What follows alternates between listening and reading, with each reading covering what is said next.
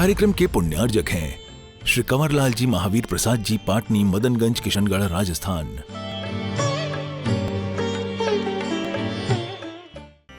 भगवान पार्श्वनाथ के पूर्व भवों की, पूर्व जन्मों की यह कथा सुनते सुनते हम वज्रनाभि चक्रवर्ती के रूप में उन भगवान के पूर्व भव को देख रहे हैं, जो पहले मरुभूति के रूप में थे, बाद में एक हाथी की पर्याय में उत्पन्न हुए, फिर देव बने और फिर वहाँ से एक विद्याधर राजा बने और फिर देव बने और फिर उसके बाद वह मनुष्य की पर्याय में यह वज्रनाभि चक्रवर्ती बनते हैं। वह वज्रनाभि चक्रवर्ती अपने चक्रवर्ती पने के साथ अपने राज्य को चलाते हुए जब एक बार वह क्षेमंकर मुनि महाराज के चरणों में बैठते हैं, तब उनके लिए वह मुनि महाराज कुछ उपदेश देते हैं। उस उपदेश का यह प्रसंग चल रहा है। मुनि महाराज उन्हें और कोई उपदेश नहीं देते, केवल संसार की यथार्थता, शरीर की यथार्थता और भोगों की यथार्थता, इन तीन चीज़ों से उन्हें अवगत कराते हैं। संसार के स्वरूप के बारे में आपने कल सुना था। शरीर का भी एक स्वरूप है, उसका भी एक विज्ञान है, उसकी भी अपनी एक संरचना है। इसका भी ज्ञान हमें थोड़ा सा होना ही चाहिए। आप सोचेंगे शरीर विज्ञान को समझने के लिए तो साइंस ही काफ़ी है। हमें शरीर विज्ञान अलग से पढ़ाया जाता है, शरीर की संरचना का ज्ञान दिया जाता है। जैसे आपको साइंस में पढ़ाया जाता है, उसी तरह से जैन साइंस में भी बहुत अच्छे ढंग से शरीर विज्ञान बताया जाता है। साइंस को पढ़ने से हो सकता है कि आप पढ़ लें, सुन लें, लेकिन उस साइंस को पढ़ने के बाद आज तक किसी भी साइंस पढ़ने वाले स्टूडेंट को या साइंस के किसी प्रोफेसर को किसी भी तरह से शरीर संरचना का विज्ञान बताने वाले, एनाटॉमी साइंस बताने वाले किसी भी प्रोफेसर को आज तक उस शरीर से कभी राग की कमी नहीं हुई होगी। किंतु जब वही विज्ञान हमें तीर्थंकर बताते हैं, जैन श्रमण बताते हैं, तो उसी विज्ञान से बड़े बड़े चक्रवर्तियों के मानस पर एक बहुत बड़ा प्रभाव पड़ता है। वो यहाँ बताया जा रहा है। शरीर तो शरीर ही है, उसके बारे में हम सब जानते हैं, लेकिन उसकी जो रियलिटी है उससे हमारा परिचय थोड़ा कम होता है, और हम उसकी जो रियल नेचर है उसको जानने की कोशिश भी शायद कभी करते नहीं हैं, क्योंकि मन में एक भ्रम दूसरे तरह का रहता है, जिस भ्रम के कारण हम शरीर को ही अपना आत्मा मानते हैं और उस शरीर को उसी तरह से पालते हैं, पोसते हैं, जैसे हम अपनी मानो आत्मा का ही पालन पोषण कर रहे हैं। उस शरीर के विषय में कभी भी हम वह यथार्थता का विचार नहीं लाते जिस विचार को हमें जिनवाणी में बताया जाता है। आप सोचेंगे कि भला जिनवाणी में इस विज्ञान को बताने की क्या जरूरत पड़ गई। कभी हम भी सोचा करते थे। जब छोटे थे मंदिर चले जाते थे, बहुधा चले जाया करते थे। यूँ तो नहीं कि रोज़ाना ही जाने का नियम हो, लेकिन चले जाते थे। इसलिए भी चले जाते थे कि घर में एक नियम सा था, संस्कार सा था कि भोजन करने से पहले मंदिर जाना। तो भोजन कराने वालों को अच्छा लगता था, करने वाले को लगे या ना लगे लेकिन कराने वालों को अच्छा लगता था, बेटा मंदिर होके आया है। तो बड़ी प्रसन्नता होती थी घर के लोगों को जब मंदिर होकर के घर पर आते थे और कहते थे हाँ मंदिर होके आ गए, जल्दी भोजन कराओ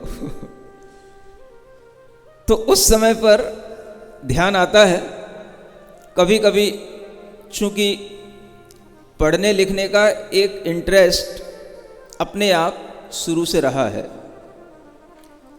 तो मंदिर में कभी कभी जब लोग पढ़ा करते थे कुछ जिनवाणियों को, तो एक बार अपन भी कभी बैठ गए और कोई सी एक जिनवाणी खोली, और उस जिनवाणी में खोलने के बाद दो चार पन्ने पलटे तो एक अचानक से ऐसी चीज दिख गई। क्या दिख गया? पूरा शरीर का विज्ञान उसमें बताया गया, वो पूरा साइंस उसमें दिखाई दे गया। और वो सब कुछ जो कभी हम पढ़ते हैं साइंस में, बायोलॉजी लेकर के, थोड़ा बहुत जो नॉलेज दिया जाता है शरीर विज्ञान का, वह सब उसके अंदर भी बहुत अच्छे ढंग से बताया गया और अच्छी काउंटिंग के साथ में। हमारे शरीर में 300 हड्डियां होती हैं, हमारे शरीर में 300 ही संधियां होती हैं, हमारे शरीर में 900 स्नायु होते हैं,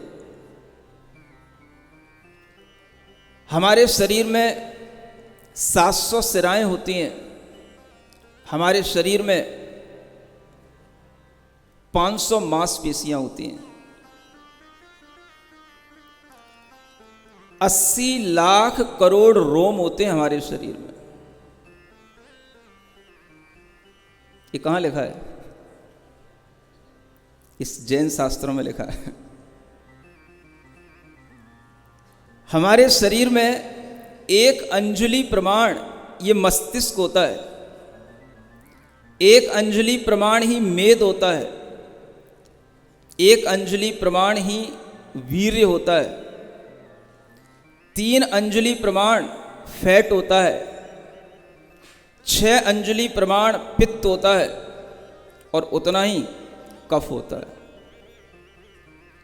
ये सारा का सारा साइंस जब मैंने उस जिनवाणी की पुस्तक में पढ़ा तो थोड़ा सा मुझे आश्चर्य हुआ कि ये शरीर विज्ञान इसमें क्यों लिखा है, यहाँ क्यों लिखा है। और फिर उसके बाद मेरे अंदर एक ऐसा इंटरेस्ट आया, जब मैंने किसी से पूछा, अपने दोस्त से पूछा कि ये बातें जिनवाणी में लिखने का क्या मतलब, तब उसने कहा कि जिनवाणी में सब कुछ लिखा रहता है। शरीर का भी विज्ञान होता है, आत्मा का भी विज्ञान होता है, जिनवाणी में सब कुछ बताया जाता है। और उसके बाद से मेरे अंदर एक इंटरेस्ट बढ़ा कि मुझे रोजाना इन किताबों के जो ये जिनवाणी के हम केवल अर्घ चढ़ाते थे, अभी तक धोख देते थे, कम से कम हम 2 पन्ने जरूर रोजाना पढ़ेंगे। और वह इंटरेस्ट धीरे धीरे बढ़ता गया। और वो इतना बढ़ गया कि आज लगता है कि जिनवाणी रग रग में समाती है और जिनवाणी के अलावा और कुछ नहीं सुहाता है। कोई कितनी भी तरह की कथाएं सुनाए, उपन्यास सुनाए, कितनी तरह की कोई कॉमिक्स दिखाए, कभी कोई पढ़ने का इंटरेस्ट नहीं हुआ। कभी एक आध बार पढ़ी भी तो सब बोर लगी, काल्पनिक सी लगी, कोई भी यथार्थता समझ में नहीं आई। लेकिन जब जिनवाणी पढ़ी तो कभी भी उसकी कहानियां काल्पनिक नहीं लगी, यथार्थ महसूस हुई। यह जिनवाणी का ऐसा एक सिर में चस्का लग गया कि आज हम देखते हैं कि जीवन में हर दिन अगर जिनवाणी न पढ़ी जाए, न सुनी जाए, ऐसा कोई दिन नहीं जाता, ऐसा कोई समय नहीं जाता।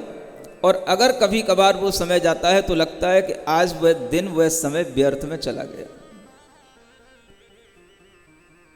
आप लोग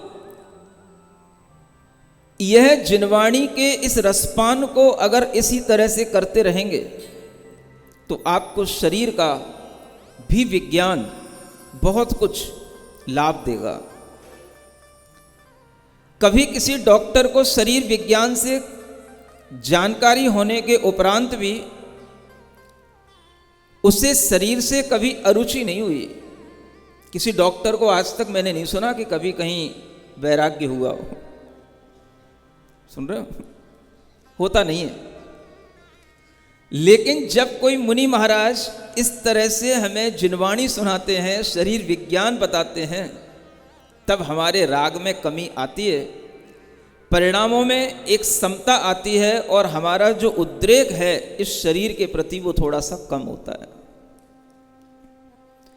यह जो कमी है इसी का नाम अंतरंग का धर्म है। शरीर के प्रति जो राग है, जो ये हमारा अपनी बॉडी के प्रति जो एक इंटेंस अटैचमेंट रहता है, इसमें जब कुछ कमी आती है तो आचार्य इसी को रियल रिलीजन कहते हैं, वास्तविक धर्म इसी को कहते हैं। अन्य धर्म तो केवल बाहर के उस पद्धतियों को, प्रथाओं को चलाने के लिए होते हैं, ये वास्तविक धर्म होता है। और आज हम उसी वास्तविक धर्म की कुछ जानकारी लेने के लिए यहां उपस्थित हैं। शरीर का भी अपना एक स्वभाव है, एक नेचर है, लेकिन हम सब देखते हैं, जानने की ज्यादा कोशिश नहीं करते हैं, मानना तो बहुत दूर की बात है।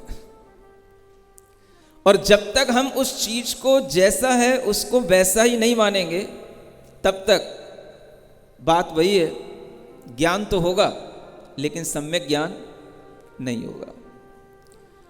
अपने ज्ञान के अंदर इस तरह की यथार्थता का जब निर्णय हो जाता है तो शरीर शरीर होते हुए भी कुछ अलग दिखाई देता है।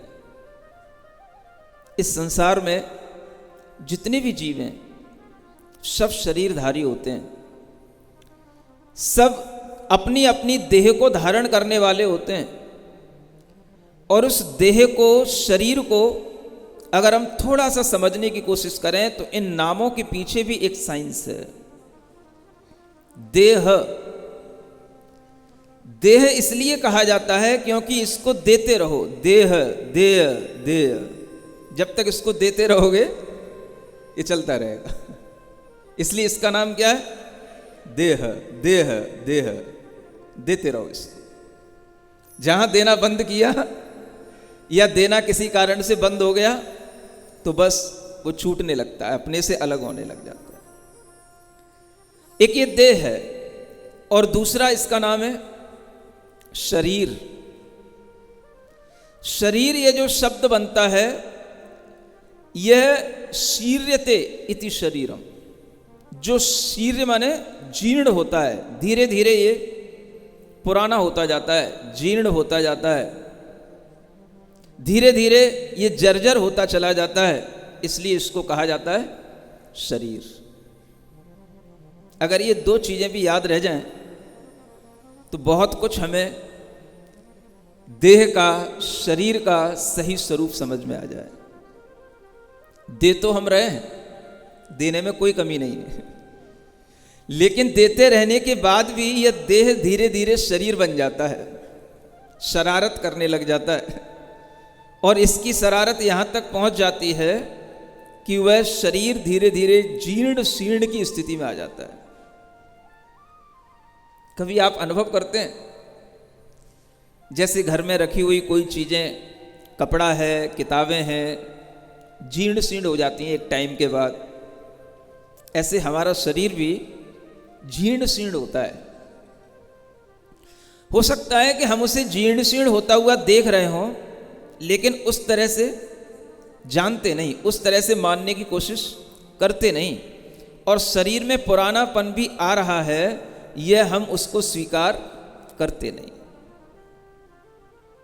लेकिन वह आता है।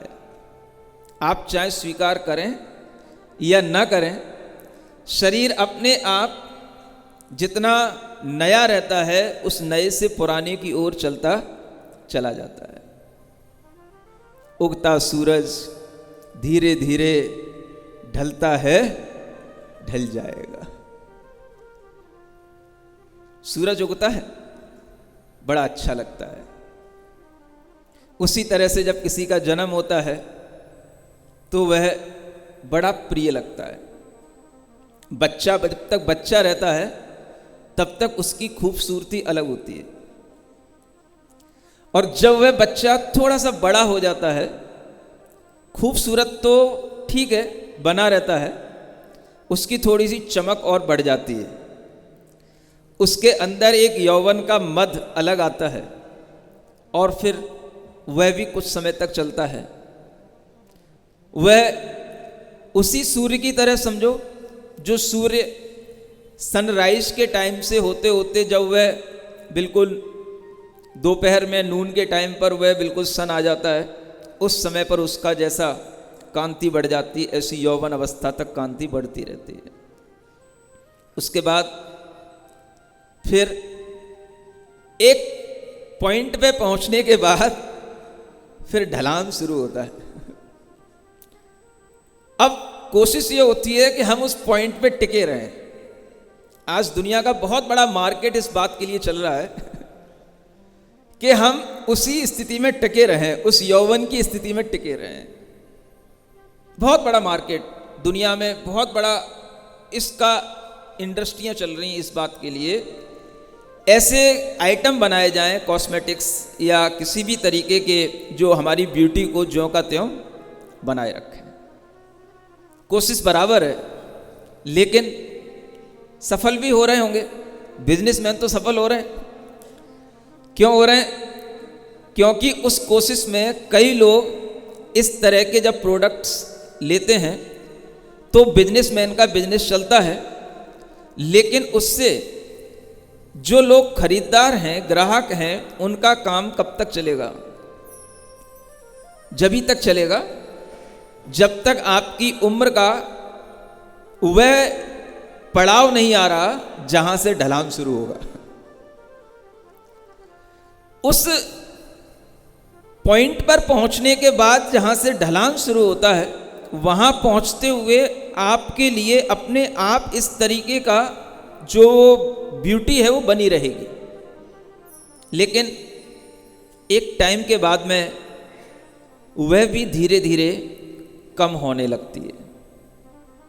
हम उपाय सब करते हैं, लेकिन शरीर का स्वरूप कभी भी जैसा है वैसा जानने की कोशिश नहीं करते हैं। और अगर कहीं कोशिश करें तो हो सकता है कि आपको अच्छा ना लगे।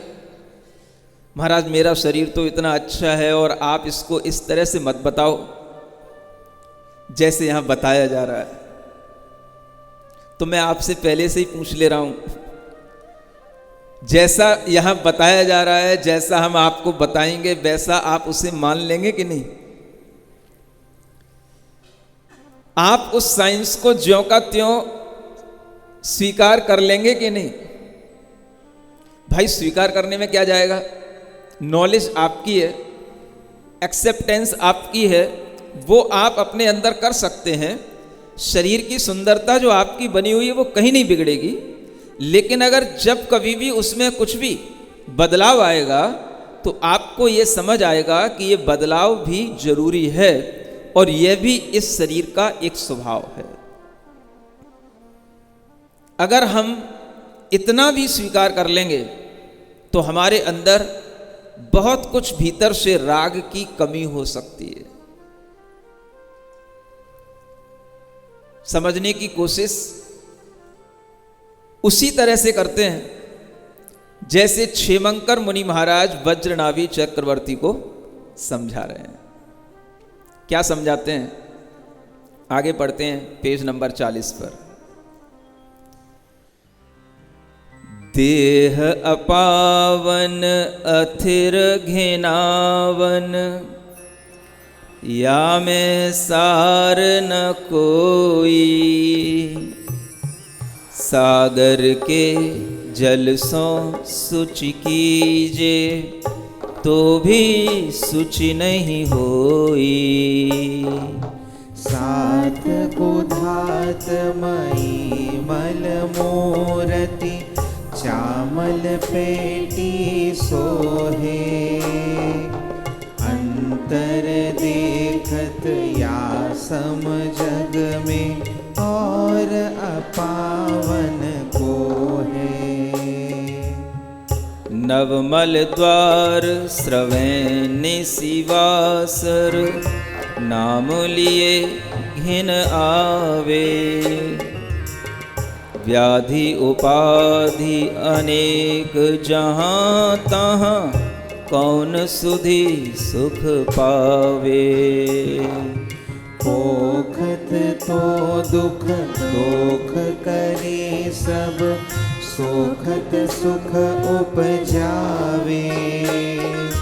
दुर्जन देह स्वभाव बराबर, मूरख प्रीति बढ़ावे।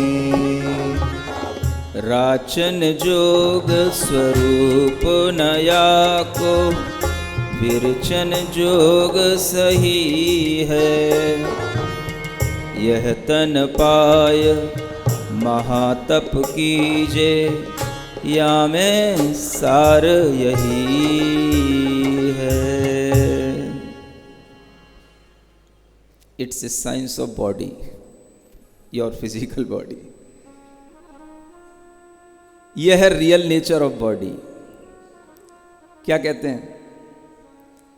देह अपावन,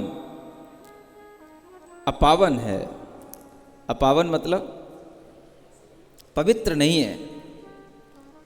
देह कहीं से भी अपने आप में शुचि नहीं है, पवित्र नहीं है, अपावन है, अथिर है, अस्थिर है।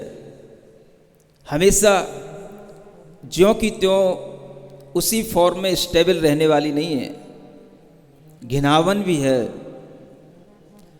और इसमें कुछ भी सार नहीं है। इसका अगर कुछ भी किसी भी तरह से कुछ भी सार निकाला जाए तो दुनिया की हर वस्तु का सार कुछ ना कुछ निकल आता है, इसमें कुछ सार नहीं निकलता। एक फूल भी होता है तो उसमें भी कुछ उसका एसेंस होता है, वो उसका सार कहलाता है। हर वस्तु में कुछ ना कुछ सार निकल आता है, धन धान्य में, तिलहन में, लेकिन इसमें कोई सार नहीं है। इसको हम रोजाना धोते हैं, सुखाते हैं, जल से इसको रोजाना शुचि करते हैं, पवित्र करते हैं, लेकिन यह पवित्र होती नहीं है। जब देखो तब अपवित्र ही बनी रहती है। यह ऐसी एक मल की मूर्ति है जो 7 कुधातुओं से बनी हुई है। जिन 7 धातुओं के माध्यम से यह शरीर बना हुआ है वह रस, रक्त, मज्जा, मेद, अस्थि और अंत में वह शुक्र तक वह 7 धातुएं पहुंच जाती हैं।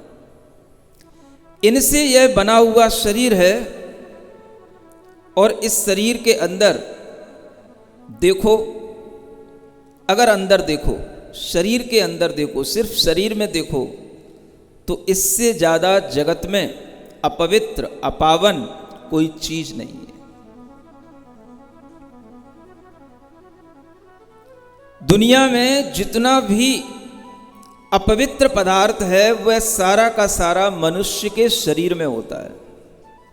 उससे बढ़कर के अपवित्रता दुनिया में किसी भी जगह पर नहीं है, किसी कचड़े खाने में भी नहीं है, जो मनुष्य के शरीर में है। इस अपवित्र शरीर को इसी तरह से अपवित्र मानना, अपावन मानना, अशुचि मानना, और यह मानना कि यह अशुचि इसलिए है क्योंकि इसका बीज भी अशुचि है। बनता किससे है? तो यह मनुष्यों के जो रज और वीर्य होते हैं उनके संयोग से बनता है, यह उसका बीज है। जब बीज अशुचि है तो उसका फल शुचि कैसे हो जाएगा? जब वह अपवित्र पदार्थ से बना हुआ है तो उसके अंदर कहीं से कहीं तक किसी भी जगह पर कोई भी पवित्रता आ नहीं सकती। बहुत अच्छे उदाहरण देकर के आचार्यों ने समझाया है। आप लोग तो राजस्थानी हुई हो। एक घेवर का उदाहरण देकर के आचार्य महाराज ने समझाया है। किसका? हाँ, देखो कितनी जल्दी हंस गए, खुश हुए।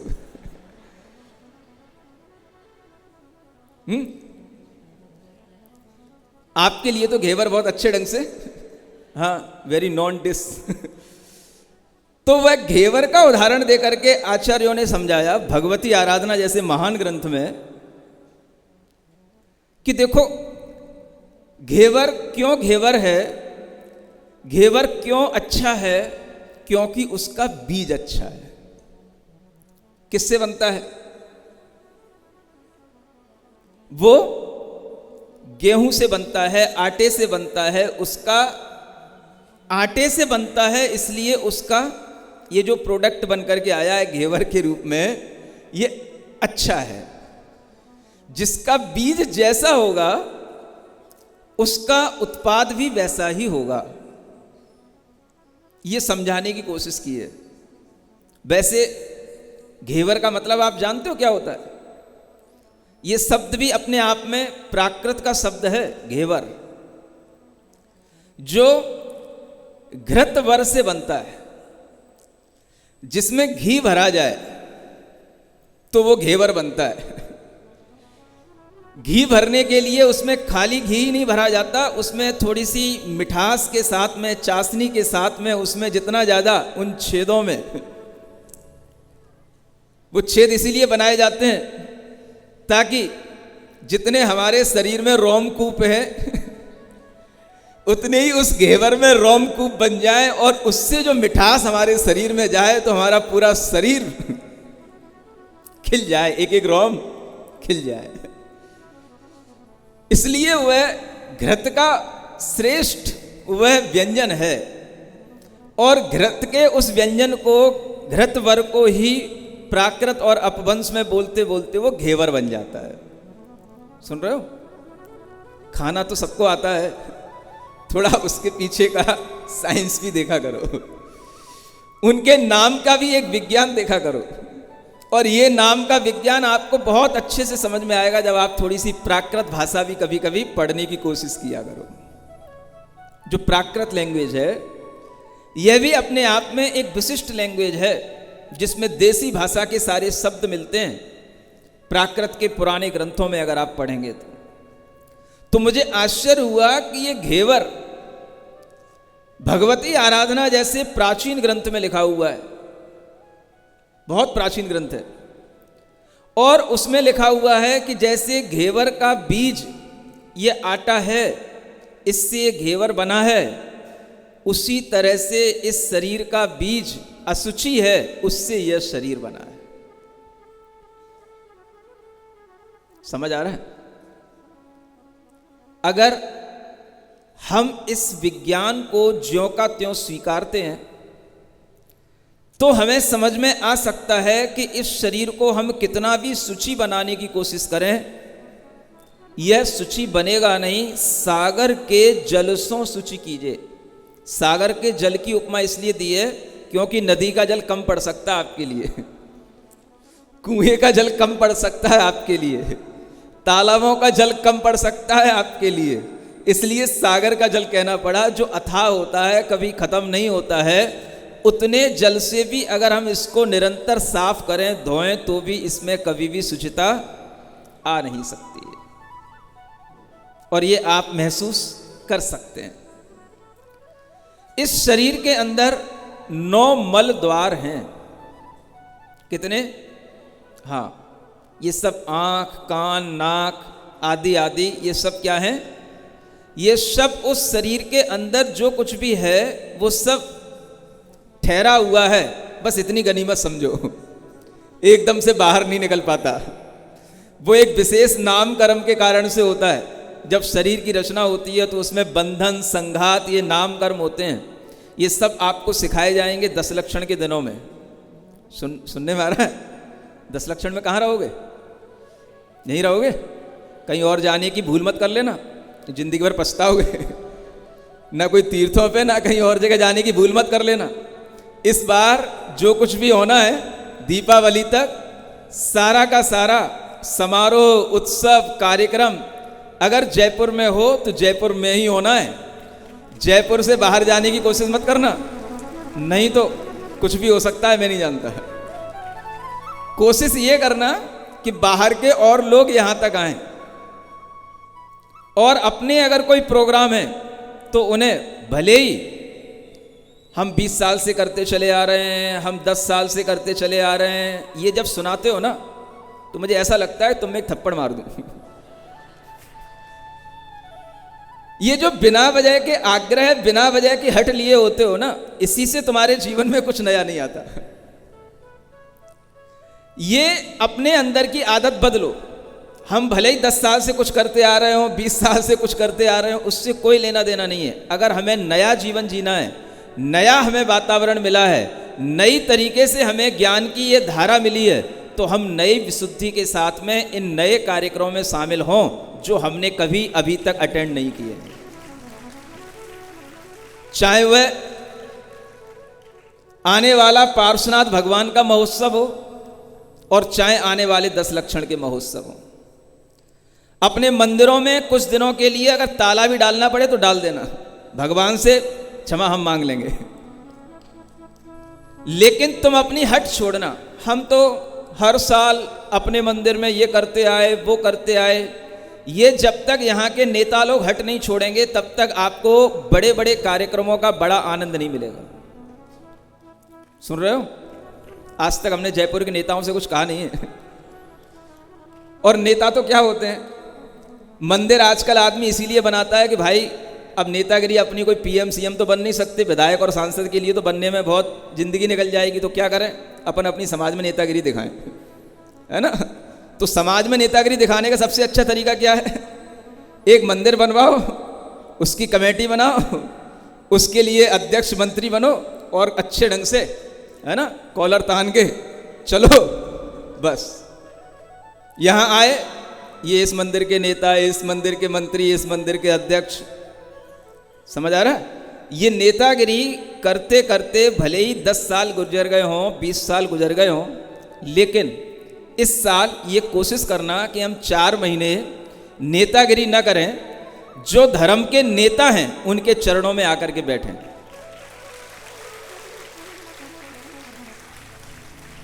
अगर ये जयपुर के लोग थोड़ा सा अपने मन में इस तरह का भाव लाएंगे, बदलाव लाएंगे, तो समाज का हित होगा।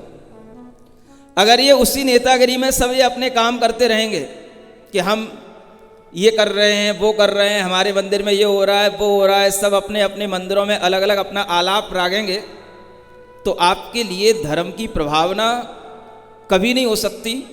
और आप धर्म की प्रभावना में अगर हिस्सेदार नहीं बन सकते तो आप कभी धार्मिक हो नहीं सकते। धार्मिक व्यक्ति वह होता है जहां धर्म की प्रभावना हो रही है वहां पर जाकर के वह शामिल हो और अपनी छोटे मोटे आग्रहों को छोड़ करके वह उसी में शामिल हो जिस महोत्सव के कारण से वह महोत्सव महामहोत्सव बन जाए। तभी धर्म की प्रभावना होती है। अपने अपने छोटे छोटे कुएं बना करके उनमें गड्ढे बना करके अपना अपना पानी निकालते रहोगे तो कुछ नहीं होगा। और वही पानी अगर एक जगह निकाला जाएगा, ढंग से कुआं निकलेगा, तो वह कुएं का पानी अनेक अनेक लोगों के काम में आएगा और लंबे समय तक काम आता रहेगा। थोड़ा सा अगर जयपुर के नेता लोग ये सीख लें तो अच्छा होगा, है ना? बुरा तो नहीं मानना मत। बुरा मान जाओ तो फिर आज की क्षमा यहीं पे कर देना।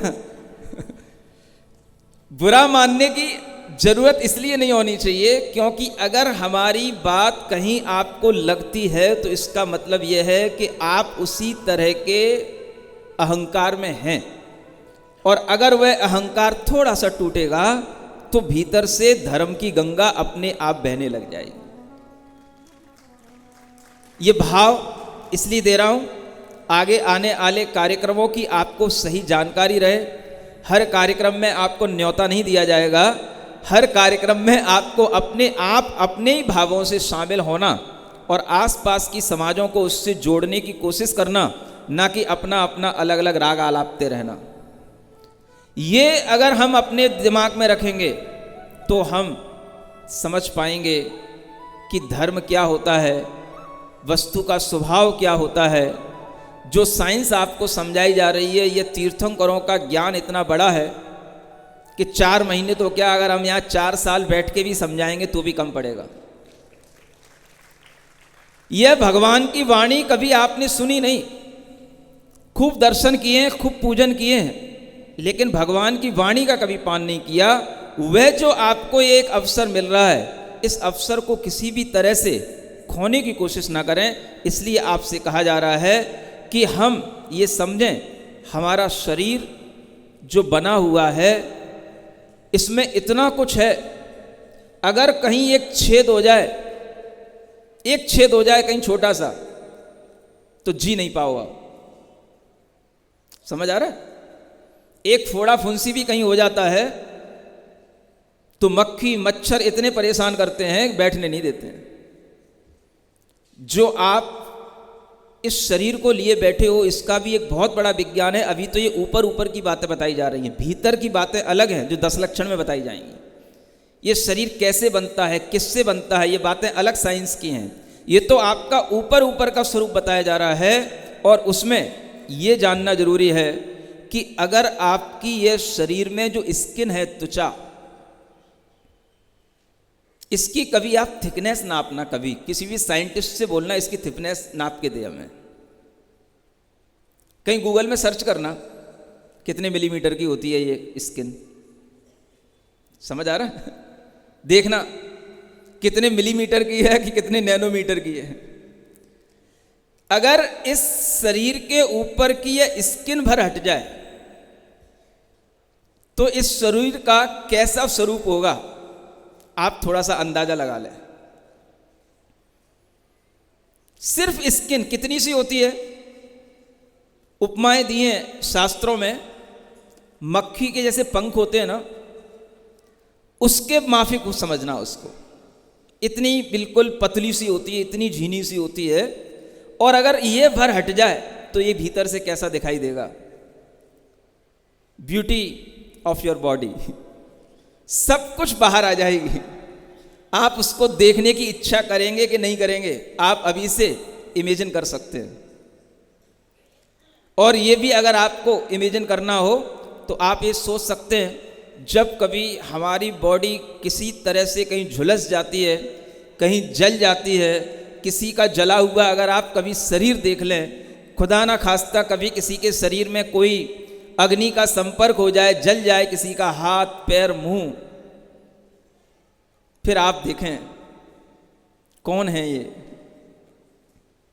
किनसे हम प्रेम करते थे और अब हमारा प्रेम ये क्या कह रहा है।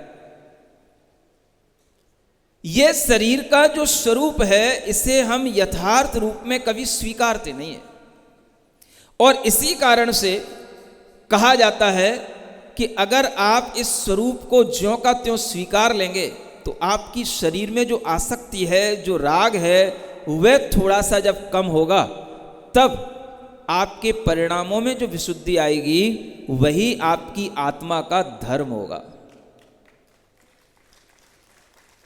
इसी को कहते हैं संसार, शरीर और भोगों की उदासीनता।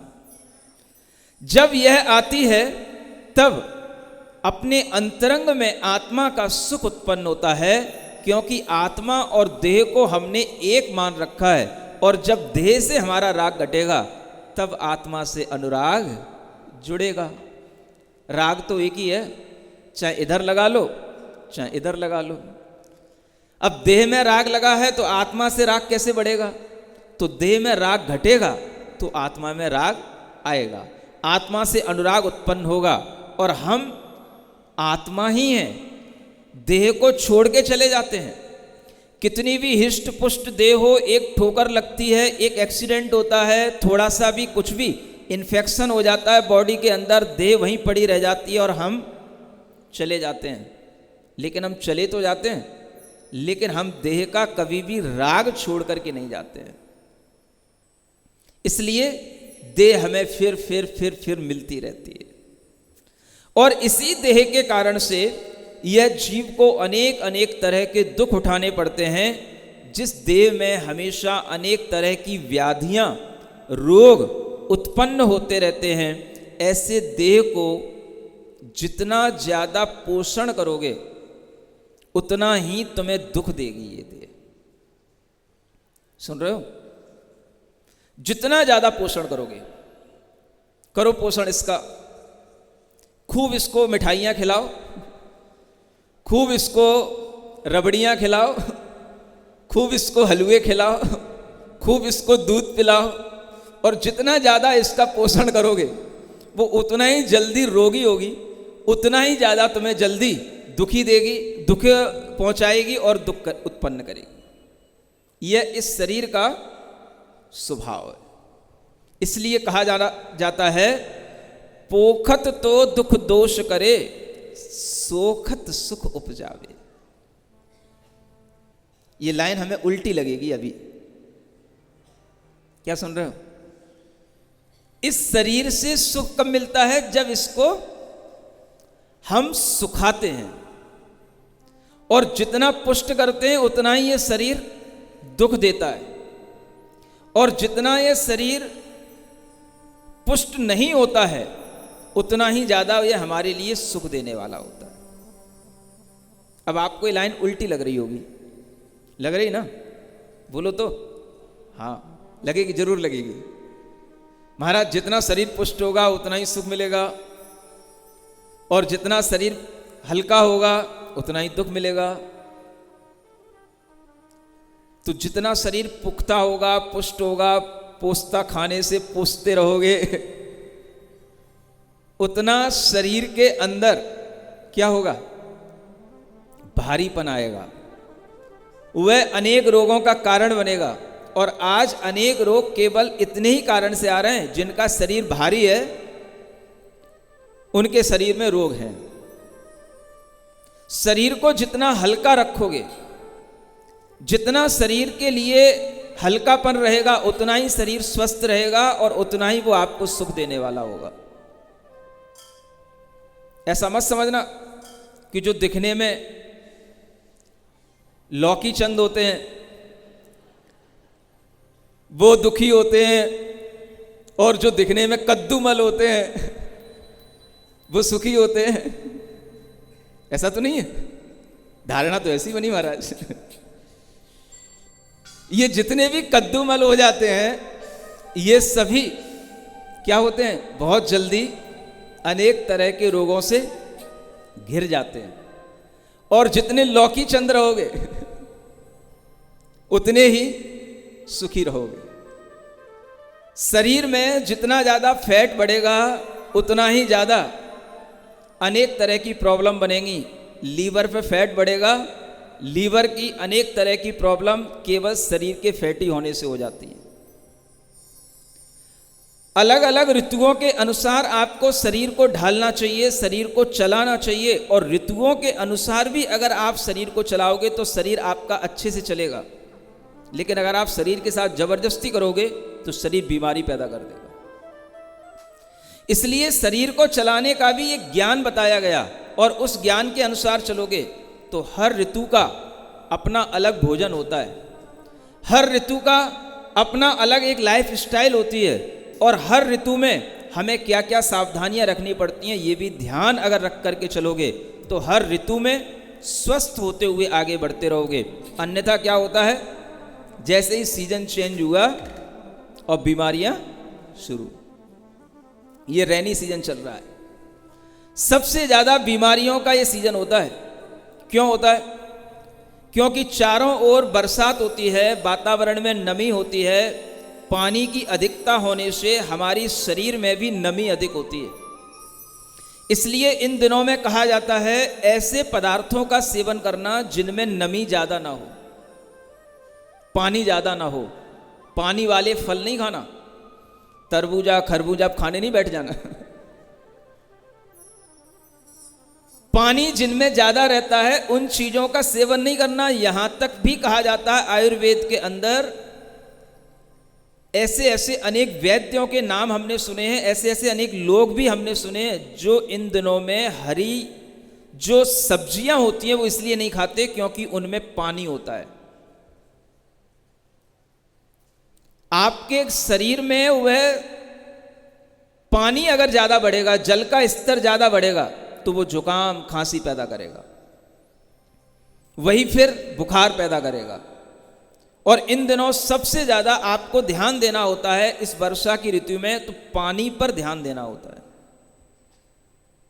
आप सबकी आदत पड़ी है, वर्षा से पहले आपने खूब ठंडा ठंडा फ्रिज का पानी पिया है, और वो हैबिट बनी हुई है और वो चलती रहती है, और वही हैबिट इस वर्षा ऋतु में चलती रहती है। और अगर इसकी ये हैबिट बनी हुई है तो नियम से आपको इस ऋतु में बुखार आएगा, बीमारियां होंगी।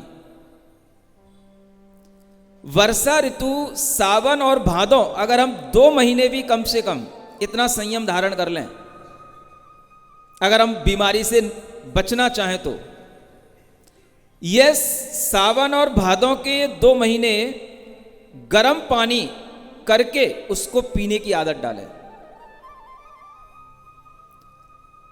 पानी को उबालें, और अगर आप अच्छे ढंग से उसको उबाल सकें तो बहुत अच्छी बात होगी।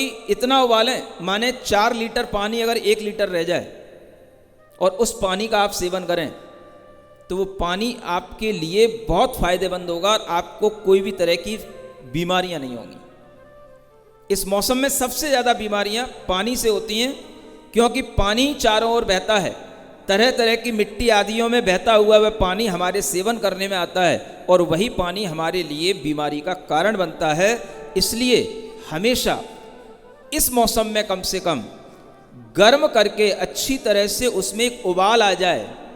अगर 4 का 1 लीटर ना हो पाए तो कोई बात नहीं, इतनी गैस अगर आपके यहाँ अवेलेबल ना हो तो कोई बात नहीं, कम से कम इतना तो कर सकते हो कि एक उबाल आ जाए उसके अंदर, जिसे बोलते हैं प्रासुक पानी। जो मुनि महाराज हमेशा ऐसा प्रासुक पानी पीते हैं। जैन दर्शन में ये आयुर्वेद मुनि महाराज के लिए हमेशा बताया गया है। श्रावक भी अगर इसका पालन करे तो वह भी अपने जीवन में कुछ लाभ ले सकता है। ठंडा पानी पीने की आदत कम करो अगर आपको स्वस्थ रहना है लंबे समय तक। तो केवल वर्षा ऋतु के लिए नहीं कह रहा हूं, आगे के लिए भी बता रहा हूं। अगर आप कुनकुना पानी पिएंगे, अपनी बॉडी का जो टेम्परेचर होता है उसी के इक्वल टेम्परेचर वाला अगर आप पानी पिएंगे तो वो बॉडी के लिए बहुत लाभदायक होता है। ज़्यादा भी नहीं होना चाहिए, कम भी नहीं होना चाहिए। और इस तरह के पानी पीने की आदत से ही आप अपने शरीर में बहुत प्रकार के स्वास्थ्य ला सकते हैं। अगर आपको बहुत हाइपर डायबिटीज है, मैं कह रहा हूं आप केवल पानी पीना अच्छे ढंग से सीख लो। डायबिटीज को कंट्रोल करने के लिए कोई और तरीके आप अपनाते रहो, लेकिन 3 महीने केवल एक ये तरीका अपना लेना। हम पानी गुनगुना पिएंगे, कुनकुना पिएंगे और धीमे धीमे करके पिएंगे, जैसे चाय पीते हैं। आपके स्वास्थ्य में अद्भुत लाभ मिलेगा। न केवल डायबिटीज में, मोटापे में भी लाभ मिलेगा। हर तरह की जो बीमारियां, केवल पानी का सेवन हम सबसे ज़्यादा करते हैं। हमें समझना चाहिए कि पानी पीने का भी तरीका क्या और कैसा पानी हमें पीना चाहिए। बरसात के दिन होते हैं, अगर आप इस बरसात के पानी को स्टोर करते हैं तो ये बरसात का पानी बहुत लाभदायक होता है। अगर आप इसको छान कर, उबाल कर, जैसा बताया गया है संस्कृति के अंदर, छान कर पानी पीना, और यह संस्कृति सबके लिए बताई गई। यहाँ तक कि जैन श्रावक और श्रमण तो जानते ही हैं, किंतु हिंदू धर्म में भी मनुस्मृति में भी लिखा हुआ है, वस्त्र पूतम पिबेत जलम, वस्त्र से छना हुआ जल ही पीना चाहिए। लेकिन कोई भी हिंदू संस्कृति के हिंदू भी आजकल ये छना हुआ पानी नहीं पीते। छानन करके पानी पीना, उबाल करके पानी पीना, अगर ये पानी पीना ही हम अच्छे ढंग से सीख जाएं तो बहुत कुछ बीमारियां हमारे शरीर में जो घर कर गई हैं उनसे छुटकारा मिल सकता है। यह भी हमें ज्ञान में रखना चाहिए। सुन रहे हो कि नहीं? क्या कर रहे हो? सुन रहे हो कि सो गए हो? विचार है अच्छा, क्या करोगे? फ्रिज के पानी पीना है?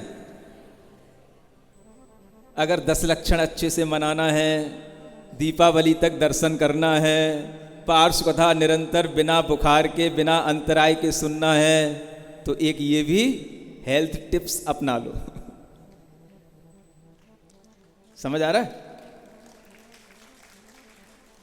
करना है कि नहीं करना है? कि बहाना बना के बैठ जाना है, महाराज मुझे तो बुखार आ रहा है इसलिए मैं नहीं आ पा रहा, ये सुनाना है मेरे को। ये अगर एक हेल्थ टिप ध्यान में रहेगी तो आपके लिए आगे स्वास्थ्य बना रहेगा, क्योंकि आपके स्वास्थ्य की भी हमें कामना करनी पड़ती है। नहीं समझे? नहीं करोगे तो फिर यहां सब रोगी आकर के बैठेंगे, मुश्किल हो जाएगी हमारे लिए। तो सब यहां पर स्वस्थ लोग आकर के बैठे, स्वस्थता से ही धर्म ध्यान करें। इसके लिए आपको कुछ समय समय पर ये सावधानियां रखना जरूरी है जो बता रहा हूं, और इस तरह की सावधानियां घर में बच्चे से लेकर के बड़े तक सभी रखें ताकि सभी स्वस्थ रहें। यह समय इस तरह से चल रहा है, वर्षा ऋतु के अनुसार अगर आप भोजन करेंगे तो आपके लिए इस ऋतु में भोजन ज्यादा करने की जरूरत नहीं पड़ेगी। पोषण की बात आ रही थी इसलिए बोलना पड़ा। वर्षा ऋतु में पोषण नहीं होता, पोषण का टाइम आगे अलग आएगा। समझ आ रहा है?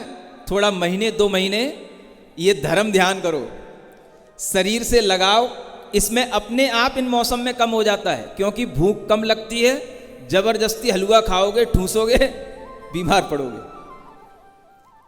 जितनी भूख लग रही है सिर्फ उतना ही सेवन करो, नहीं लग रही है तो ये मत समझो कि मैं बीमार पड़ गया, लेकिन जितनी भूख लग रही है उतनी में संतुष्ट रहो। यह मौसम थोड़ा कम खाने का है, गम खाने का है। समझ आ रहा है? गम खाना जानते हो? थोड़ा संतोष रखने का है। आगे 2 महीने बाद जब टाइम आएगा तब आपसे कहूंगा अच्छे ढंग से रबड़ी खाना, हलवा खाना, सब खाना। अभी 2 महीने थोड़ा सा कम खाना, गम खाना और भूख के अनुरूप खाना, और हल्का सा कुनकुना, केवल पानी ही नहीं, भोजन भी जो आप कर रहे हैं और भी कोई आप पेय पदार्थ लेते हैं, ठंडी चीज़ों का सेवन न करें, गर्म ही चीज़ें लें, चाहे वो दाल का पानी हो, सूप हो, हल्का सा कुनकुना ही आप भोजन करें। वो आपकी भूख भी बढ़ाएगा और स्वास्थ्य भी अच्छा बना के रखेगा। समझ में आ रहा है? बोला तो करो। क्या बोलते हो? हाँ के हो कि हाँ जी, हाँ जी हैं? हाँ जी बोलने वाले तो दिल्ली के इलाके के लोग होते हैं है ना? राजस्थान में कुछ क्या बोलते हैं? हाँ बोलते हैं। और हो तो बुंदेलखंड में बोलते हैं तो यहाँ क्या बोलते ही मैं पूछ रहा हूँ, तो कभी कभी सुनाया करो अपनी भी बोली, है ना। तो यह भी अपने को ध्यान में रखना है, जो स्वास्थ्य के लिए अच्छा रहता है। इसलिए ज़्यादा पोषण की बात अभी नहीं, ऋतु के अनुसार चलोगे तो शरीर अपने आप पुष्ट बना रहेगा, पोषण करने की ज़्यादा जरूरत नहीं है।